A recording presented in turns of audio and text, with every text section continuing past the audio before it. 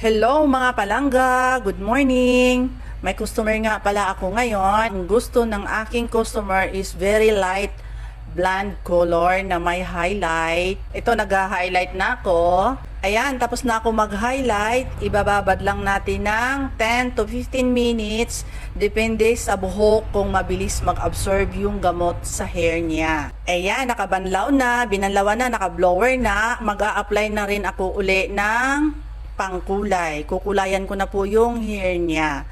Ito, nagkukulay na ako. Hindi nyo ba alam mga palangga, nagmix lang po ako ng dalawang kulay, light blonde at saka ash blonde para mas mabilis mag light blonde yung hair niya. Ayan, tapos na ako mag-apply ng kulay. Ibababad lang natin ng 25 to 30 minutes. Then, i-check natin yung buhok niya kung okay na yung buhok niya.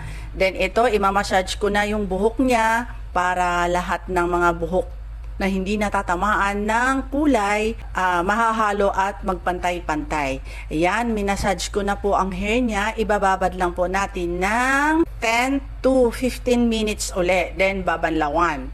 Ito, nakabanlaw na. Then binarasilyan ko na po, pero hindi ko po napakita sa inyo. Ito na po ang kinalabasan ng buhok niya, di ba? Kuhang-kuha ko yung gusto niyang kulay. Tuwang-tuwa naman ang aking customer ngayon kasi nakuha yung gusto niyang kulay. Ayan, lumutang yung pagka-highlight ng buhok niya. And then, nag-blend, nagpantay yung kulay lahat niya, di ba?